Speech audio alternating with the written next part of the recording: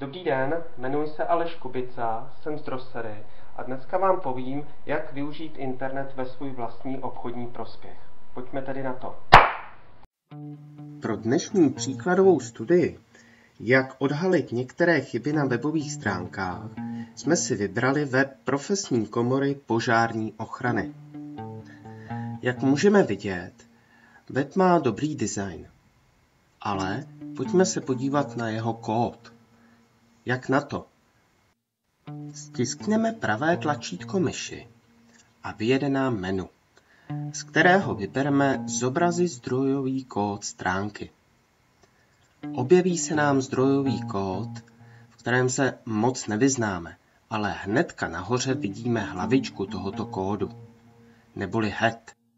Head je důležitý pro vyhledávače. On obsahuje popis webových stránek, klíčová slova a autorství. To například u webu komory zde nevidíme. Podíváme se tedy na stránky mobilní web.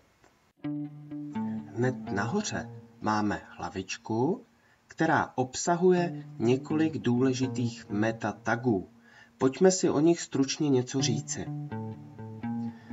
První z nich je title, druhý z nich je description, který popisuje obsah daného webu, třetí z nich je keyword, klíčová slova, čtvrtý kód sděluje Google, jestli na těchto stránkách může vyhledávat, a pátý mu sděluje autorství, kdo stránky vytvořil.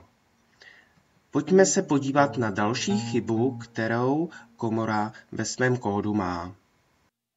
Každé webové stránky musí mít ve svém kódu něco jako strukturu, která říká, co je na stránkách důležité, který nadpis je vedlejší, který popisující. A to určují headings H1 až H6, které jsme na tomto webu nenašli. Stručně se podívejme.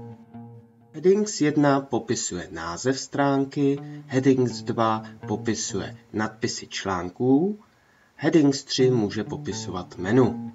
Ostatní headings jsou méně důležité. Vyhledávači headings pomáhá rozpoznat důležitost textu na stránce.